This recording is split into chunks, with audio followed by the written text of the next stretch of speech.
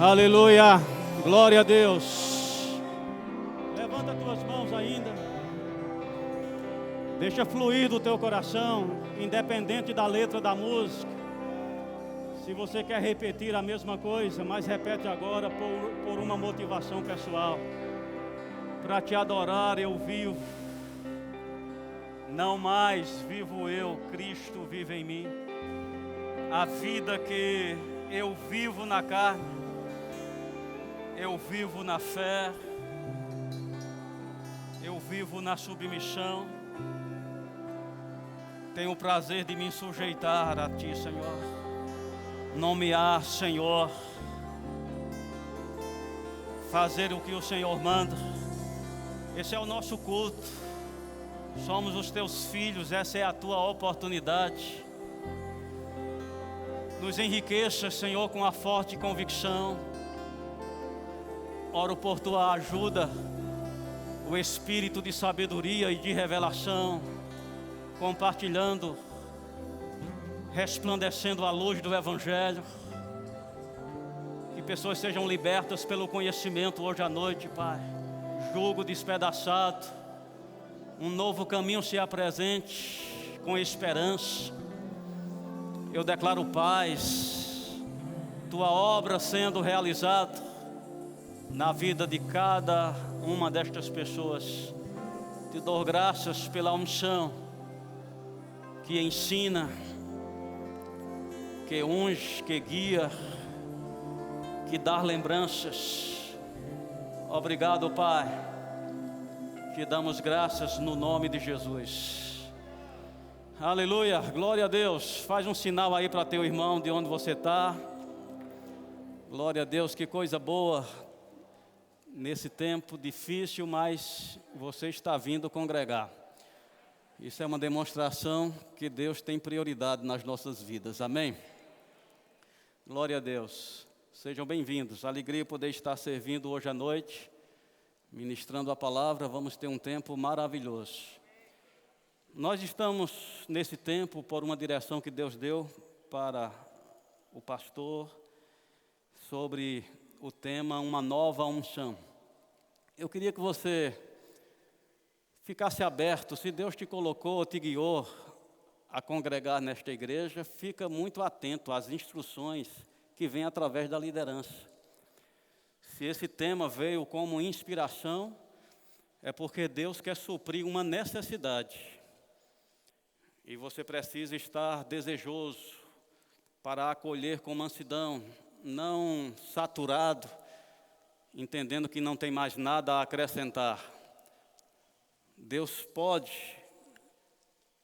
acrescentar muitas coisas. Na verdade, nós estamos apenas no começo. Deus tem coisas grandes e firmes que a gente ainda não sabe, mas Ele tem intenção de revelar, amém? Então fica atento para o motivo desse tema, uma nova unção. Enquanto pensava sobre esse tema, e já aqui na igreja, tanto é que não está nas referências aí, se quiserem colocar, é Marcos capítulo 2, versículo 22, me veio agora durante o culto, para a gente iniciar o que está no meu coração para compartilhar. Jesus disse: ninguém põe vinho novo em odres velhos.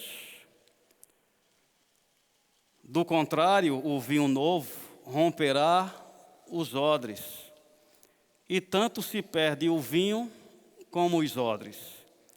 Mas põe-se vinho novo em odres novos. Nós estamos falando sobre uma nova unção. E eu quero te perguntar, como estão os odres? Porque se a gente tem expectativa da parte de Deus de algo novo, mas não estamos prontos a oferecer a Deus algo novo, no que diz respeito à estrutura, a uma nova condição, eu acho que erramos se esperarmos Deus, somente Ele, fazer algo nessa mudança. Ele está dizendo que um vinho novo, se você colocar num odre velho, vai romper e vai se perder tanto o vinho como o odre. Deus não vai desperdiçar a unção sobre condições não apropriadas, ausência de fome, de sede, de compromisso. Eu acredito, irmãos, que esse tema chama uma reflexão. Se precisamos de algo novo, se faz necessário também estar disposto a dar algo novo. No que diz respeito a uma disposição, a uma atitude, a uma mudança. Não vamos ficar travados no tradicionalismo daquilo que fomos há 20 anos ou há 30 anos atrás e permanecemos até hoje sem nada melhorar. E corremos o risco de sermos tradicionais da revelação. Temos a revelação, mas estamos envernizados, fechados. Diga, uma unção nova se faz necessário uma atitude nova. Se a gente estiver disposto a corresponder, talvez como está escrito lá em 2 Crônicas, capítulo 7, versículo 14, se o meu povo, que se chama pelo meu nome, se humilhar, orar, me buscar, se converter dos seus maus caminhos, e eu quero te chamar a atenção aqui sobre se converter dos maus caminhos. Isso não diz respeito só a adultério, prostituição, roubo. Um mau caminho é o caminho que não é o certo. Ir para Tarso, necessariamente, não é um mau caminho. Mas quando Deus disse, vá para Nínive, ir para Tarso é um mau caminho. Estar contrariando o propósito, a vontade. Você está entendendo? Quando o que fazemos contraria o que Deus tem, é um mau caminho. E o Espírito está dizendo aqui, olha, se converta, esteja pronto a mudar dos caminhos que você agregou, que você acolheu na sua vida, que não diz respeito à instrução de Deus, da palavra. Se converta dos seus maus caminhos. Eu ouvirei dos céus, perdoarei os seus pecados e sararei a terra. Que eu posso falar dessa aprovação de Deus em compartilhar essa condição maravilhosa que é esta nova unção que está disponível e podemos desfrutar. Amém? Me veio, enquanto pensava sobre a questão de uma nova unção, alguma coisa que eu preferia até botar aqui para me ajudar a fazer você entender. Então você se esforça daí, eu vou me esforçar daqui, tá bom? Coloca lá o primeiro ponto. Me chamou a atenção essa condição aqui. Órfão ou pródigo? Queria que a gente chegasse a uma conclusão desse entendimento. Órfão ou pródigo? Pode tirar para não ficar muito tempo ali. Órfão ou pródigo? Precisamos identificar o que cada uma destas coisas quer dizer, o que abrange, o que significa. E eu trouxe um significado, queria que você observasse, para órfão, o que é um órfão. E eu quero que você identifique até terminar esse culto, se a tua condição é de órfão ou de pródigo. Ou pode ser o adequado, que é de filho.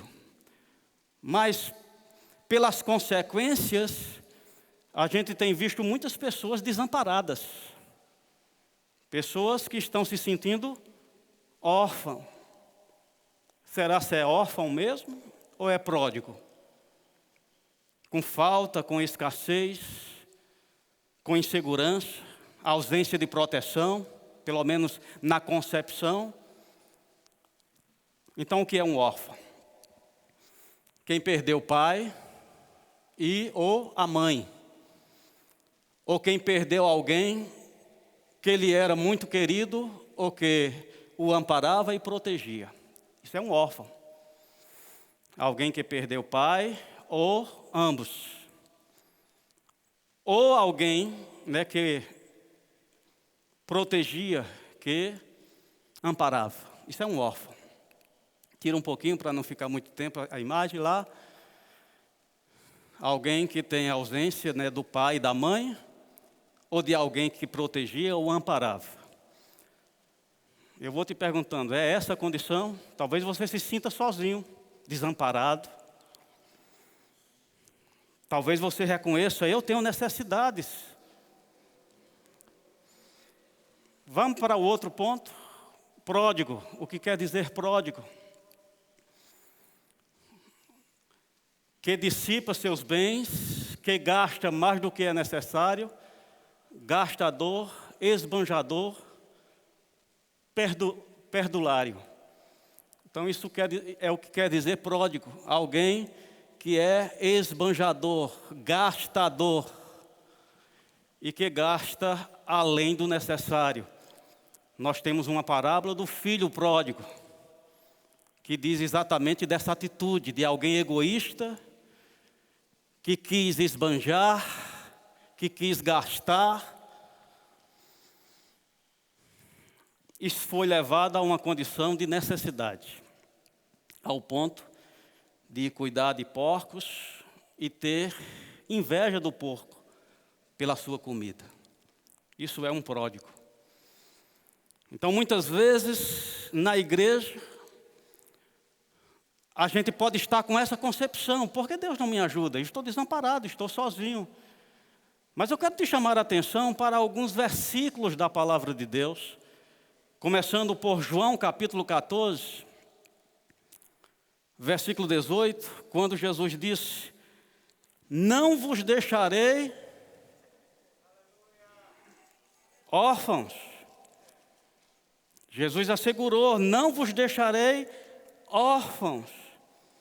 E ele diz isso para justificar o que ele falou anteriormente, começando do versículo 16. E eu rogarei ao Pai, e Ele vos dará outro Consolador, para que fique convosco para sempre, o Espírito da verdade, que o mundo não pode receber, porque não o vê nem o conhece. Vós conheceis, porque habita convosco e estará em vós. E conclui: não vos deixarei órfãos, voltarei para vós. Então eu te pergunto, somos órfãos? Será se o que a gente sente de desamparo, de solidão, de falta, é porque a gente está na categoria de órfão? Eu vou te dizer, ser órfão de pai vivo, em alguns casos é até crime, é abandono de incapaz. Você acha que nós somos órfãos de pai vivo? Será que Deus vai incorrer nessa quebra de princípio? Ele vivo e deixa a gente na condição de órfão? Jesus se antecipou já com essa informação: olha, não vos deixarei órfãos. Para suprir essa necessidade, o meu Pai vai enviar o Consolador. Então, como foi que Deus escolheu para nos assistir? Para não deixar a gente na condição de órfão? Diga: através do Espírito Santo. Essa foi a forma escolhida por Deus para saciar essa necessidade. Não vos deixarei, vou enviar outro Consolador, o Espírito Santo. Então o Espírito Santo é o agente de Deus para dar essa cobertura, de maneira que não sejamos achados órfãos. E tem outros textos, como Mateus capítulo 28, versículo 20, quando ele diz: estarei convosco todos os dias até a consumação dos séculos. O que dizer de Hebreus, capítulo 13, versículo 5, quando ele diz: o Senhor é o meu ajudador, não te deixo, não te desamparo. E por isso podemos dizer: o Senhor é o meu ajudador, eu não temerei. Eu te pergunto, dá para qualificar a gente como órfão? Sim ou não? Não, de maneira alguma. 2 Coríntios capítulo 13, versículo 13, a Bíblia diz: a graça do Senhor Jesus Cristo, o amor de Deus e a comunhão do Espírito Santo seja com todos. Não é direito de alguns. A provisão de Deus, a comunhão, a assistência do Espírito Santo seja com todos. Então não somos órfãos. Mas eu vou te dizer, tanto a necessidade do órfão, como a necessidade do pródigo, como consequência é semelhante. Qual é a consequência do órfão? Desamparado. Certamente isso gera necessidade, ausência. Qual é a consequência do pródigo na colheita das suas escolhas? Olhe para a parábola do filho pródigo. Carência, necessidade, desamparo, lançado ao léu, o mais baixo nível. Só que, na condição de órfão, Deus é o culpado. E nós já isentamos Deus aqui, onde Ele não tem essa culpa. Não é por falta de ajuda de Deus que padecemos necessidade. Não é por falta de proteção de Deus que nos sentimos inseguros. Não é por falta de provisão de Deus que passamos necessidade. Não, Deus está isento. Se fôssemos órfãos, Deus era o culpado. Agora, ser pródigo, a culpa é nossa. Ser pródigo é uma escolha pessoal. Eu sei que esse texto, por causa da parábola, a gente relaciona filho pródigo a alguém desviado, afastado. Mas me veio uma inspiração para falar sobre pródigos do Espírito. Estamos na igreja, não somos pródigos no que diz respeito à fé, confiamos ou testemunhamos a nossa fé em Deus e verdadeiramente nascemos de novo, temos a vida de Deus, não somos pródigos no que diz respeito a Deus, da sua paternidade nesse sentido, mas nos tornamos muitas vezes pródigos do Espírito, que é o agente de Deus para a cobertura, para a assistência nesse tempo. O que é se tornar pródigo? É reclamar sua independência, é viver à parte, é não ter prazer de viver em conjunto. Eu quero que você vá para Lucas capítulo 15, e eu quero ler o texto do filho pródigo original. Estamos falando de uma nova unção, mas eu acho que os odres precisam de ajustes, ou dessa iniciativa de um odre novo, com comprometimento, e com base nesse entendimento eu acredito que você vai precisar se mexer. Porque se você fosse órfão, era Deus que tinha que ajustar. Mas se é você que é pródigo, você tem que ajustar. Pródigo do Espírito. O que diz Lucas capítulo 15, versículo 11? Diz: continuou certo homem tinha 2 filhos. O mais moço deles disse ao pai: dai-me parte dos bens que me cabe. E ele lhe repartiu os haveres. Passando não muitos dias, o filho mais moço, ajuntando tudo o que era seu, partiu para uma terra distante, e lá dissipou todos os seus bens, vivendo dissolutamente. Diga comigo, dissolutamente. Nós vamos ver essa palavra de novo, dissolutamente. Depois de ter consumido tudo, sobreveio àquele país uma grande fome, e ele começou a passar necessidade. Então ele foi e se agregou a um dos cidadãos daquela terra, e este o mandou para os seus campos guardar os porcos. Ali desejava ele fartar-se das alfarrobas que os porcos comiam, mas ninguém lhe dava nada. Então, caindo em si, disse: quantos trabalhadores de meu pai têm pão com fartura, e eu aqui morro de fome? Levantar-me-ei e irei ter com meu pai, e lhe direi: pai, pequei contra o céu e diante de ti, já não sou digno de ser chamado teu filho. Trata-me como um dos teus trabalhadores. E levantando-se foi para o seu pai. Vinha ele ainda longe quando o seu pai o avistou. E compadecido dele, correndo, o abraçou e beijou. E disse, filho, e disse. E o filho disse, pai, pequei contra o céu e diante de ti. Já não sou digno de ser chamado teu filho. O pai, porém, disse aos seus servos, trazei depressa a melhor roupa, vestiu, ponde um anel no dedo e sandália nos pés. Trazei também e matai o novilho cevado. Comamos e regozijemos. Porque este filho estava morto e reviveu, estava perdido e foi achado. E começaram a regozijar-se. Então eu te pergunto, esse filho estava na condição de pródigo, é porque o pai não tinha intenção de cobrir ele? Esse filho se tornou pródigo porque ele era órfão? O que levou ele a ser pródigo? É porque não tinha acolhida? É porque não tinha proteção? Não, a gente percebe que tanto antes, quando ele disse, me dá parte, tinha um pai, tinha um cuidador, tinha um responsável.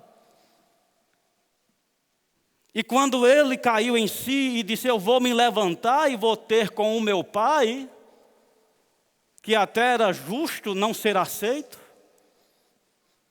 Eu estava lendo Rick Renner e ele falava, a gente não entende essa questão hoje, né, porque é tanta família desajustada, mas naquele tempo em que essa parábola foi apresentada, as famílias precisavam um dos outros. Aquele filho era uma peça importante na estrutura daquela família. Pensar em viver de forma egoísta era ir de encontro a todos. A paternidade, a subsistência daquela família, a função que ele desempenhava naquela família. Mas ele foi pródigo, ele foi ganancioso, ele foi egoísta, ele só pensou em si mesmo, esbanjador, gastador. E isso levou ele à penúria. Mas quando ele quis voltar, o que ele encontrou? Um pai assegurando, órfão você não fica. Porque se alguém está na condição de desamparado, não é porque é órfão, você tem pai. Pode ser que as suas escolhas tornou você pródigo. E eu tive a liberdade de fazer uma interpretação desse texto. E eu queria que você colocasse aí, trazendo para uma linguagem atual dentro da minha compreensão. Então, o rapaz, a pessoa, esse pródigo vem ao Consolador. Eu estou falando sobre pródigo do Espírito. Pessoas que estão na igreja não estão desviadas.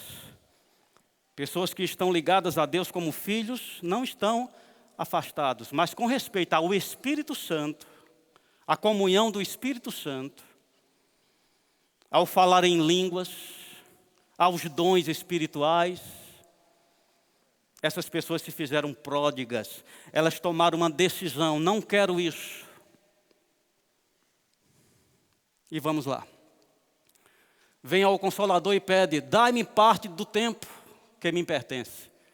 E lhe foi concedido.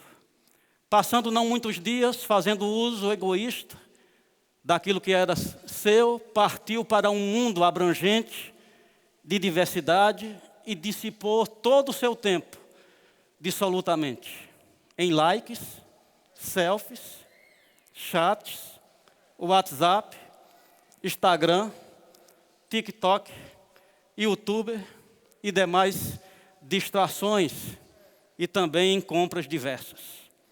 Vamos lá, pode passar. Depois de ter consumido tudo, sobreveio o grande vazio àquele mundo e começou a passar necessidade, medo, ansiedade, solidão, desespero, depressão. Então ele buscou a ajuda de um cidadão daquele mundo e esse lhe passou antidepressivos. E ali ele desejava ter vida, invejando até os próprios animais. Então, caindo em si, disse: quantos servos na velha aliança tinham fartura de vida e paz, e eu aqui morro de escassez. Levantar-me-ei e irei ter com o meu ajudador, e lhe direi: pequei contra o céu e diante de ti, não sou digno que me trate como filho. Deixa-me pelo menos estar na condição de servo. E levantando-se foi ter comunhão com o Espírito.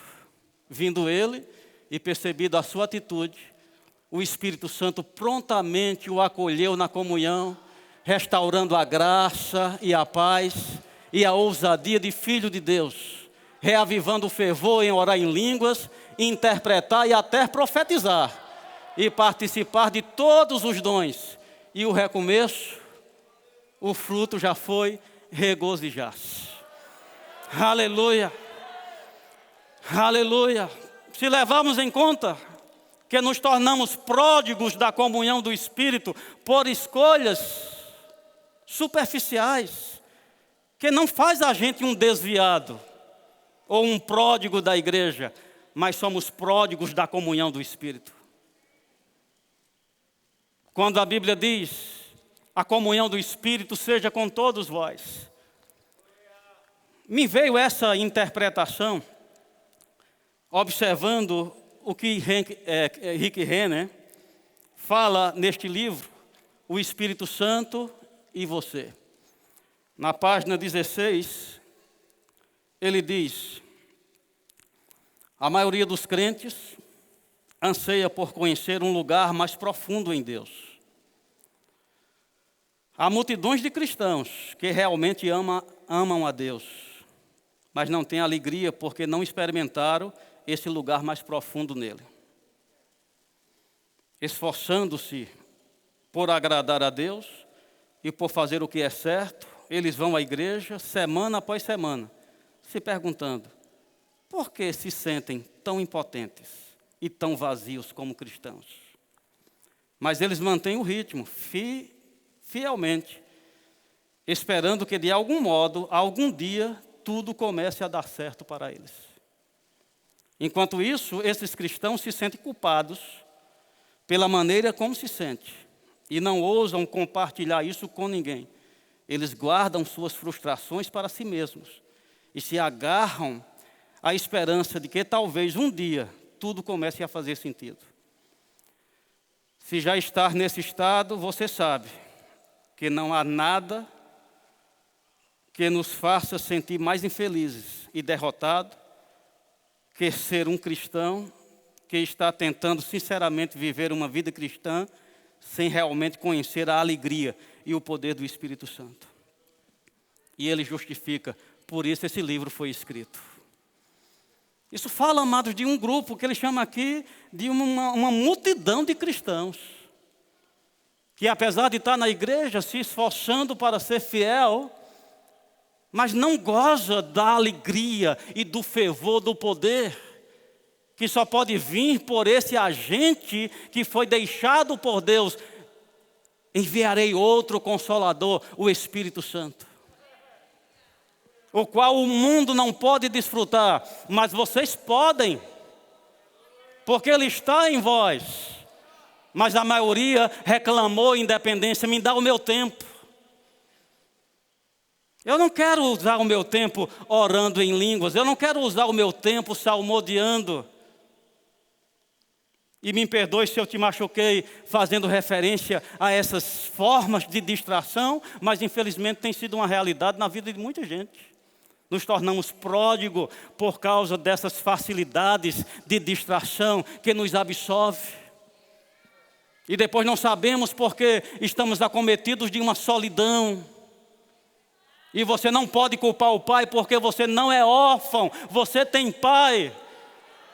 E ele está respaldado com documentos a seu favor. Da parte dele tem ajuda, tem provisão. Mas se faz necessário uma valorização, um apetite, uma fome. uma seleção. Eu estou sendo abençoado com essa palavra. Eu não quero ser pródigo do Espírito. Me fez lembrar também a situação daquele rapaz, conhecido como o homem rico ou jovem rico, de Marcos. Estão comigo? Marcos capítulo 10, versículo 17.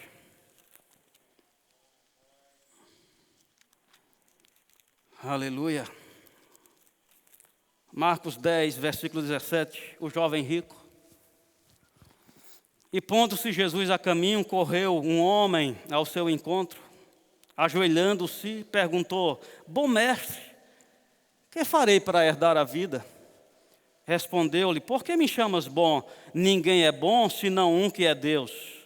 Sabe os mandamentos?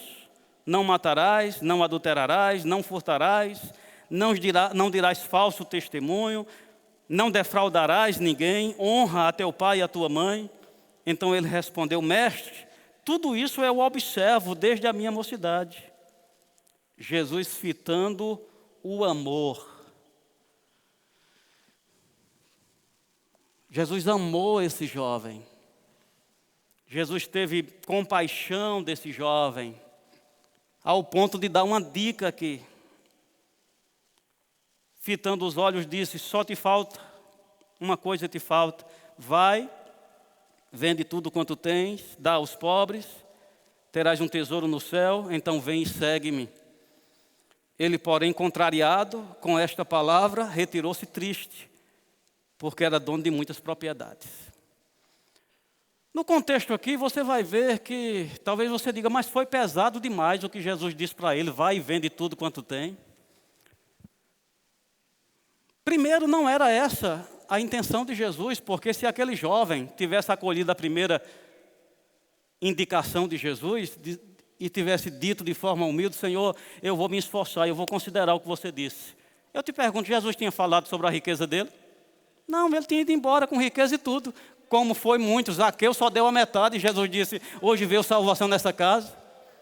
Rick Renner faz referência que Lázaro, Marta e Maria também eram muito ricos, e Deus não fez nem menção que ele devia dar nada. O dar aqui era para revelar o lugar que esse rapaz era pródigo. O dar aqui foi porque Jesus fitou nele e o amor, dizendo: ele evidencia desejo de acertar. Deixa eu dar a dica para ele perceber onde é que está o erro.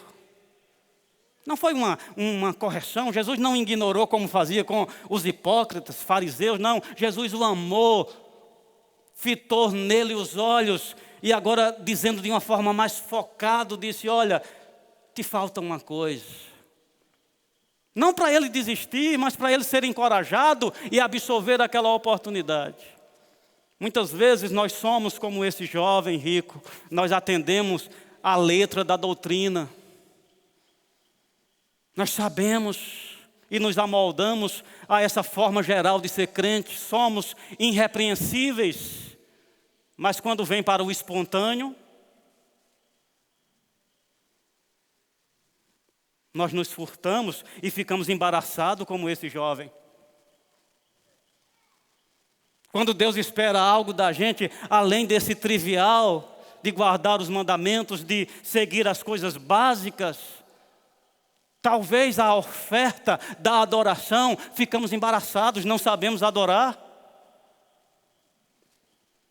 Talvez a dica, enchei-vos do Espírito falando com salmos, não salmodiamos, porque nós não sabemos, ficamos embaraçados e negamos a Deus a dica que Ele está dando.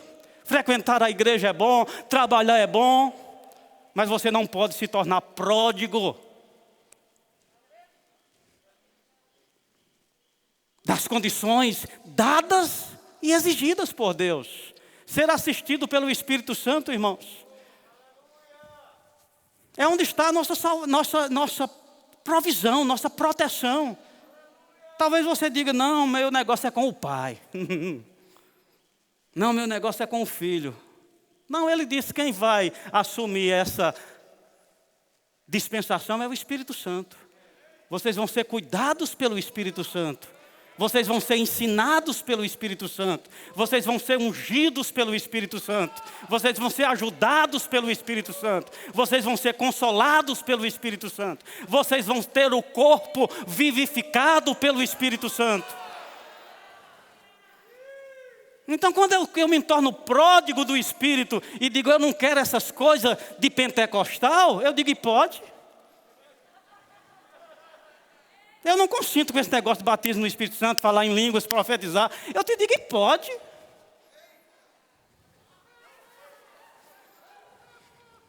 Se tornar pródigo, decidir que vai esbanjar seu tempo em outras coisas que você entende como prioridade.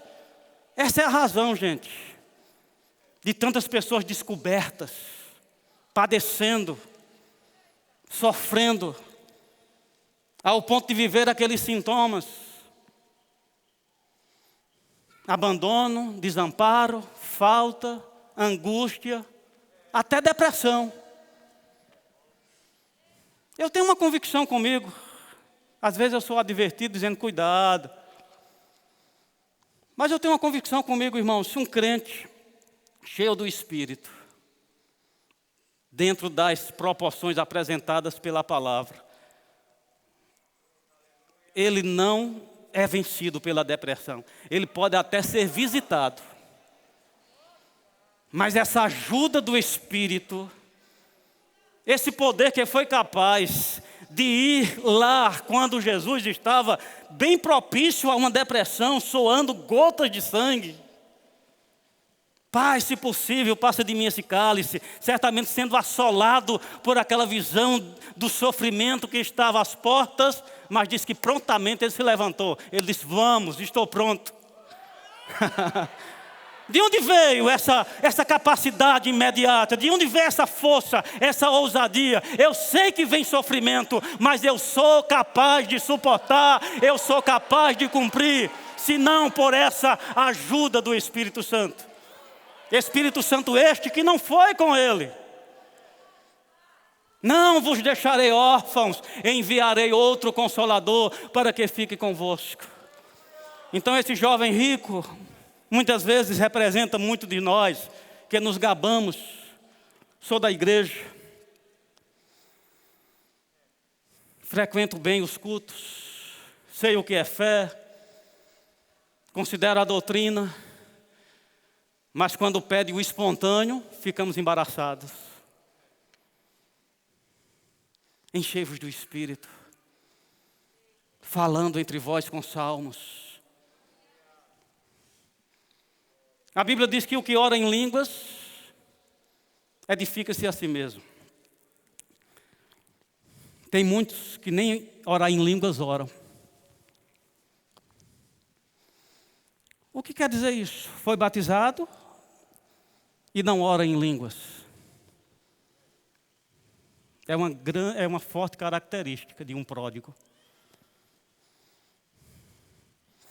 De alguém que fez uso da sua liberdade e de forma egoísta, conclui, não tem tempo para isso. Isso não é tão importante. Porque aquilo que é importante, a gente busca, a gente valoriza. A gente faz pesquisa, a gente se informa, a gente procura ajuda. Mas tem muitos crentes frequentando igrejas pentecostais que nem sequer respondem o apelo do batismo no Espírito Santo.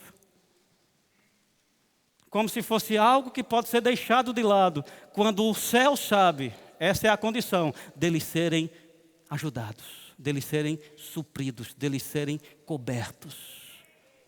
Então uma pessoa que está sendo salvo não pode sobejar dizendo, eu não quero assim.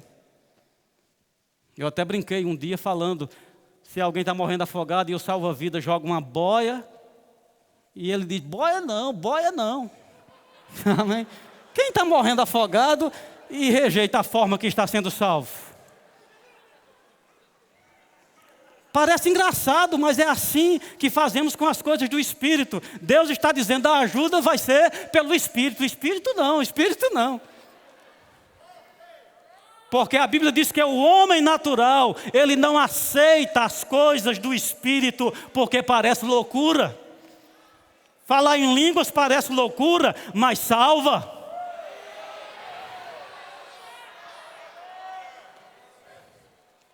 As coisas do Espírito parecem loucura, profetizar, línguas com interpretação, mas traz resultados, traz edificação, traz consolo, traz direção. E aqueles que fazem uso dessas ferramentas estão bem assistidos. Nem são órfãos, nem são pródigos.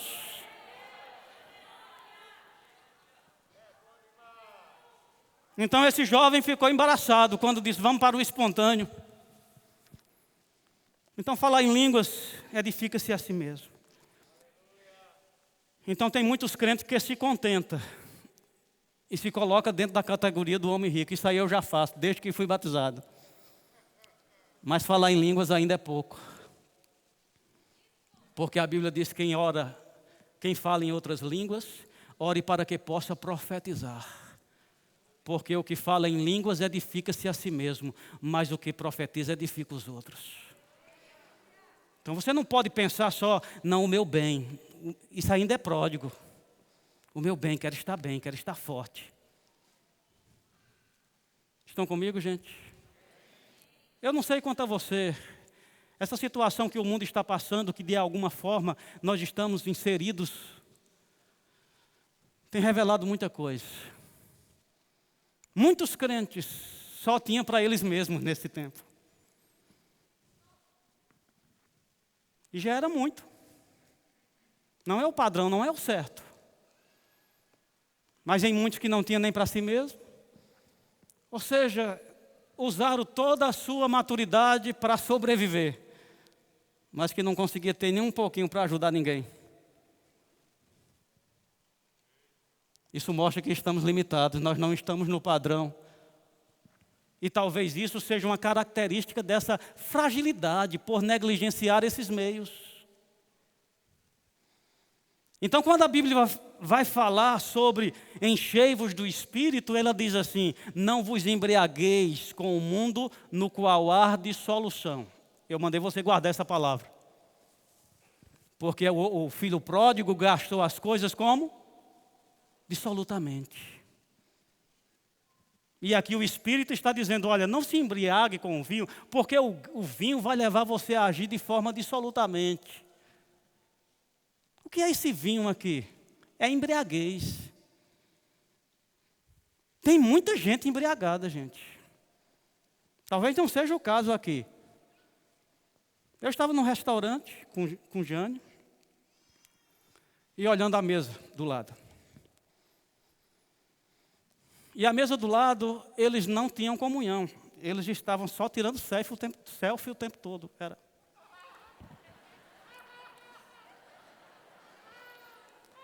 E eu fiquei olhando, eles não conversavam. Eram lá só culto a si mesmo. Eu te pergunto, isso é apropriado para um crente? Um crente que viola o seu tempo de comunhão com o Espírito Santo porque está tão envolvido em distrações que não leva a nada, quando termina você está vazio, sugestivo a todo tipo de coisa ruim, e depois você não sabe por quê. Por que eu sou crente? Hoje você sai daqui, você é crente, porém pródigo do Espírito. Tem sobejado, tem trocado por outras coisas. Todos os homens de Deus, Rick Renner, irmão Reiga, todos esses homens de Deus bem-sucedidos, eles falam de um tempo de qualidade com o Espírito Santo, de comunhão. Todos eles, por que só eles? E a gente tem direito de viver relaxadamente nessa área. Eles falam de tempo de comunhão, de vigílias, onde passava noites, horas, valorizando, tendo comunhão, orando em línguas, interpretando, profetizando, se enchendo do Espírito, para poder viver as condições apresentadas pela palavra. Fique comigo, gente. Eu não quero que você se machuque com isso. E eu não quero divergir do que pessoas têm dito sobre isso. Eu não sou contra você orar em línguas dirigindo. Eu acho que é maravilhoso. Mas você não pode limitar toda comunhão com o Espírito Santo só dirigindo. Eu não sou contra orar em línguas, lavando prato, varrendo a casa. Mas você não pode limitar, dizer eu já tive comunhão com o Espírito Santo. Porque eu acredito que quando você divide com outra atividade, talvez a gente esteja ferindo aquilo que Deus quis dar como uma sinalização, dizendo que o óleo da unção, ele não poderia ser copiado, a sua fórmula não podia ser dividida.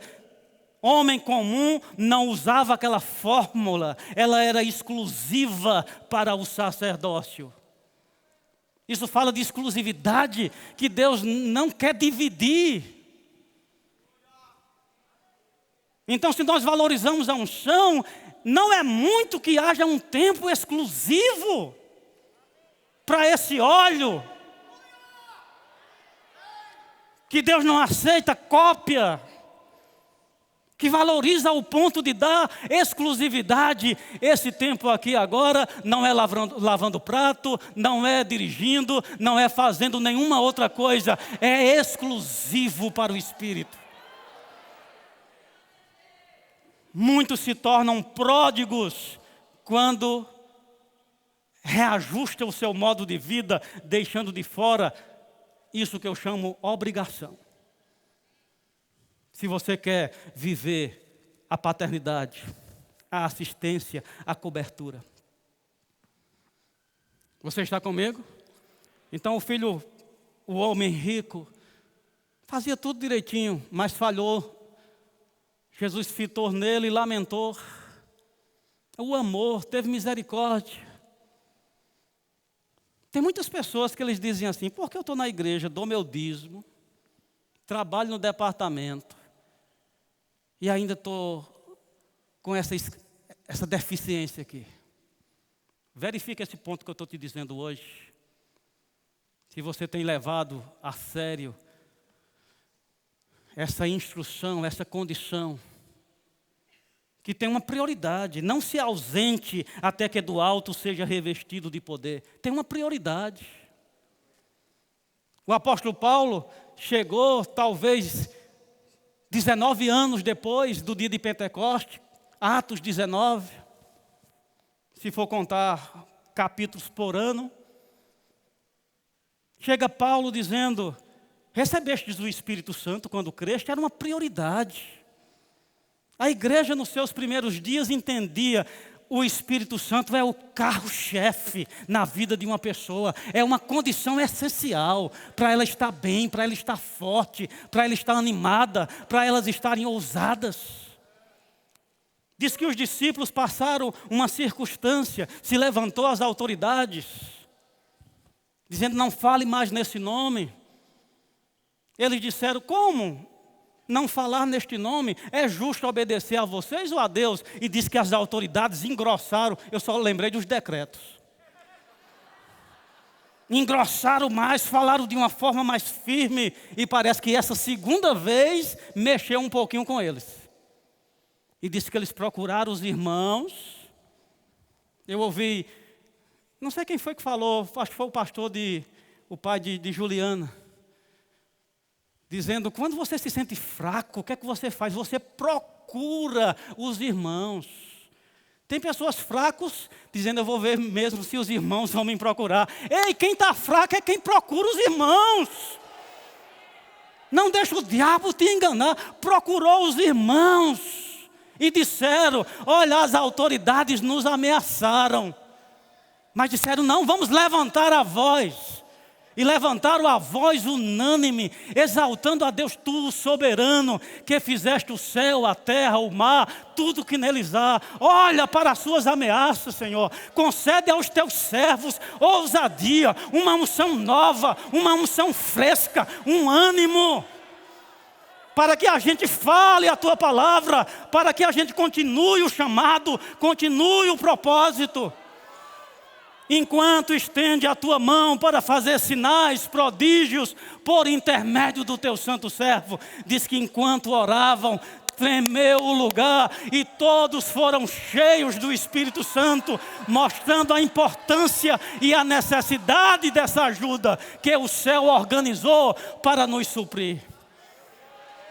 Se você se sente com necessidade ou só, não é porque você é órfão. É porque você em algum lugar fez opção por uma decisão egoísta. Me dá o meu tempo.